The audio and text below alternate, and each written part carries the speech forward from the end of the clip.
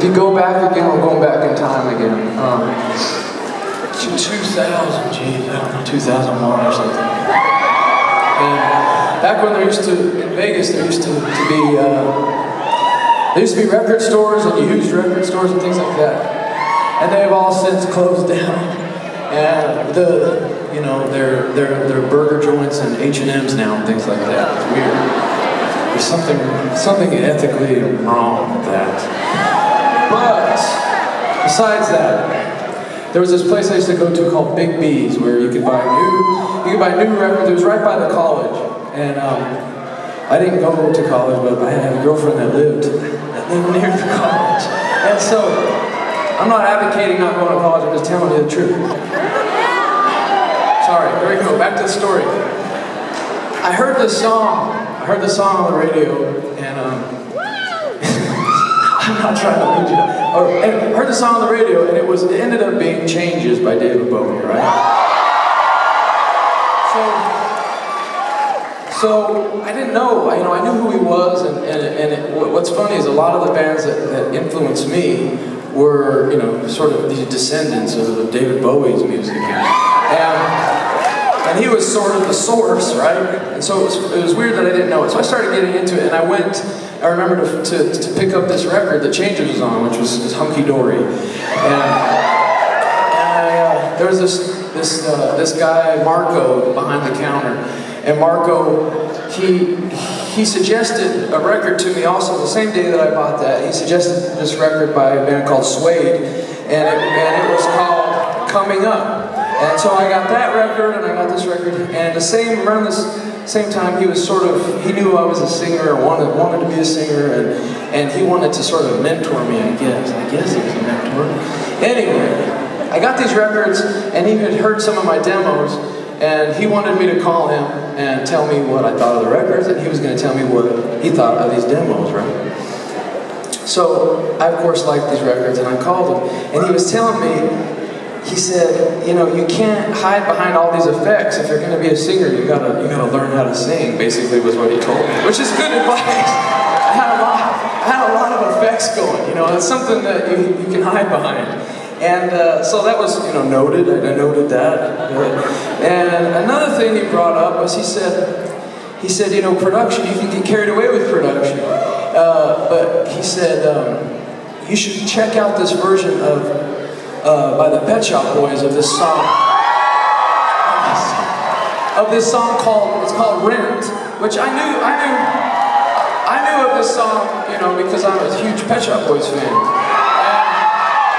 But I had never heard Neil doing it acoustically, and he said, that's how you know that you've written a good song. When you can play it on the acoustic guitar and it cuts through all the other bullshit and it's still a good song. That's how you know it's a good song. So, what am I getting to? It is my great pleasure to introduce you all to Neil Tennant.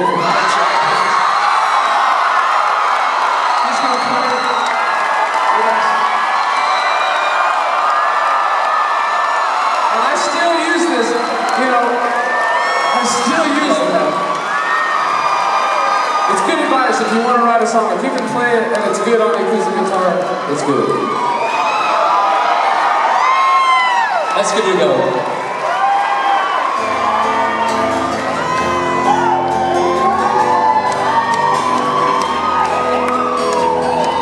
You dress me up, I'm your puppet.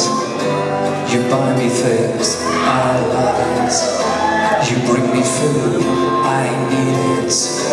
You give me love, I feel it. And look at the two of us in sympathy with everything we see. I never want anything, it's easy. You buy whatever I need. But look at my hopes, look at my dreams. The currency we spent. I love you, you pay my rent.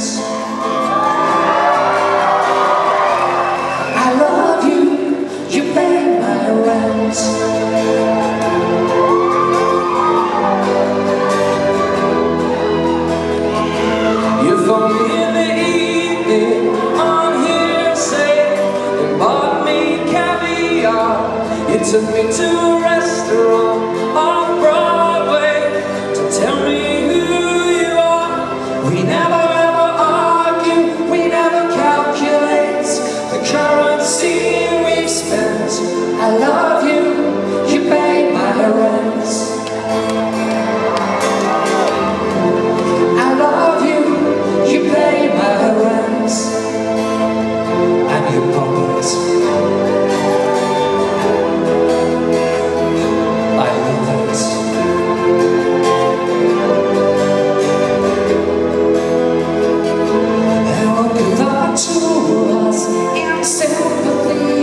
Sometimes ecstasy.